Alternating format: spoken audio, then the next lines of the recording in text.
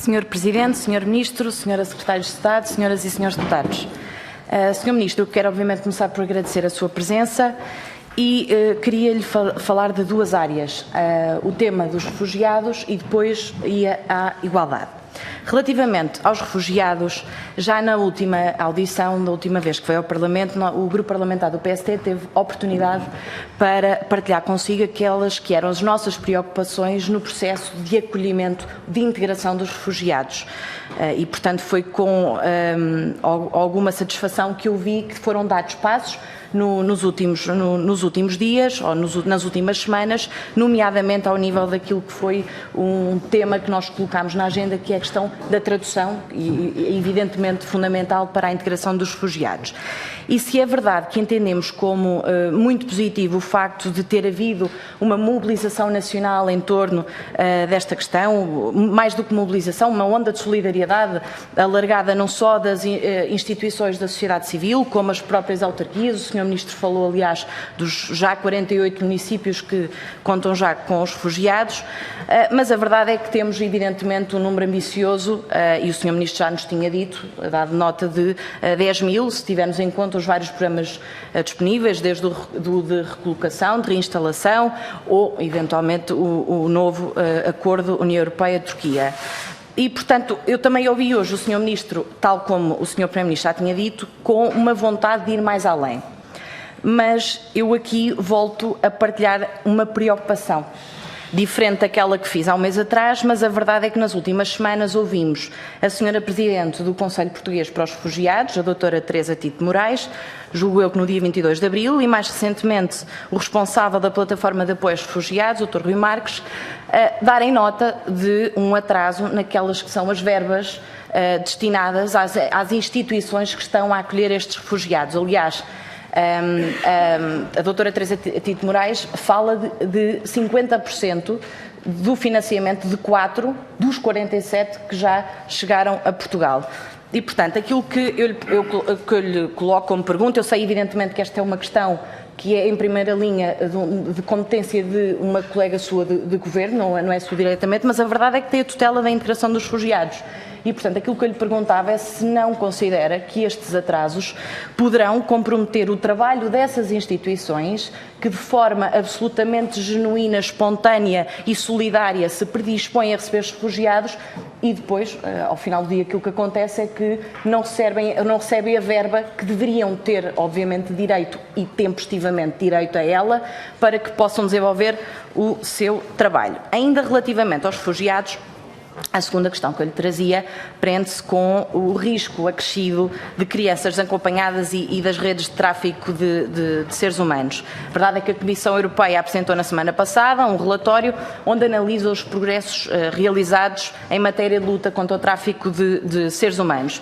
E neste relatório conclui-se que entre 2013 e 2014 foram registados na União Europeia 15.846 mulheres, homens e rapazes como vítimas de tráfico de seres humanos, sendo que este mesmo relatório conclui que 15% deste valor serão crianças e, portanto, verifica-se uma tendência de aumento acentuado do número de crianças vítima de tráfico de seres humanos. E aquilo que eu obviamente lhe pergunto é se esta questão está a ser acompanhada pelo Governo, desde logo porque também muito recentemente a Europol identificou Portugal como um país que faz parte da rota de tráfico de crianças provenientes da Síria e da Eritreia. Portanto, eu perguntava-lhe qual é a monitorização que o Governo está a fazer com este fenómeno, desde logo até pela pressão migratória que existe face àquilo que é o aumento grande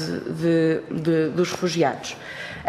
Esta preocupação vem ainda por cima adensada com o facto de, muito recentemente, ter havido, aliás, um semanário com uma reportagem exatamente a sinalizar que, desde 2013, Portugal perdeu o rastro a mais de 60 menores com pedidos de asilo e, portanto, julgo que é uma preocupação pertinente. No que diz respeito aos temas da igualdade, eu começo, obviamente, por saudar a entrega dos relatórios de execução dos planos nacionais, que tinha, aliás, sido um aspecto que nós levantámos na última audição, da última vez que foi ao Parlamento, e Para além de saudar a entrega desses relatórios de execução, eu destacava também o facto de ser um grande ou elevado grau de execução destes planos. Há medidas com 80% e 90% de execução e eu julgo que isso é bastante positivo, atendendo a que nós estamos no segundo ano de vigência do plano.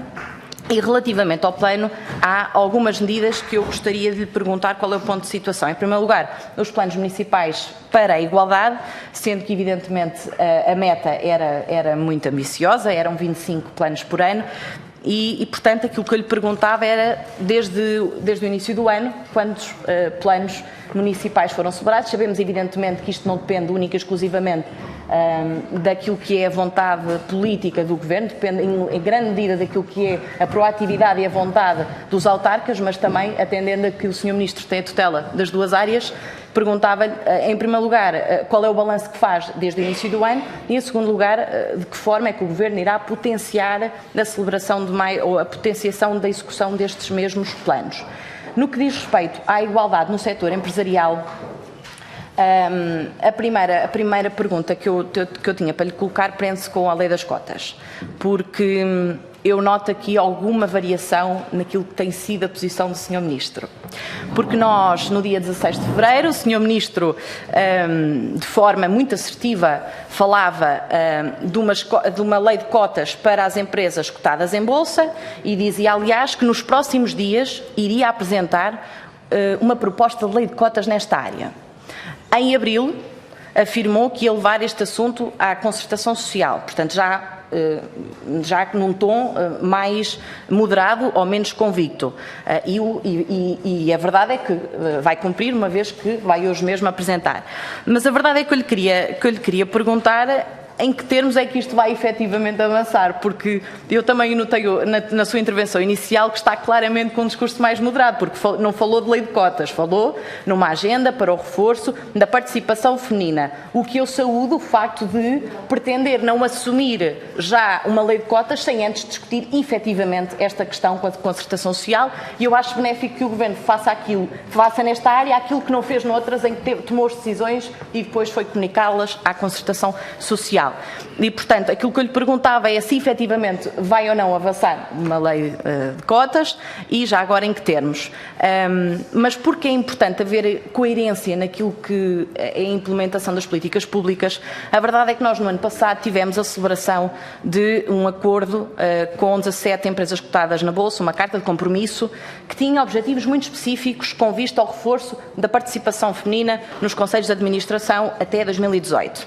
E, portanto, eu diria que é importante que o Estado, o Governo, antes de avançar com uma lei de cotas e, independentemente dos termos em que o faça, procure perceber quais é que foram os impactos deste acordo que foi celebrado, tendo em conta, evidentemente, que está apenas a execução desde julho do ano passado.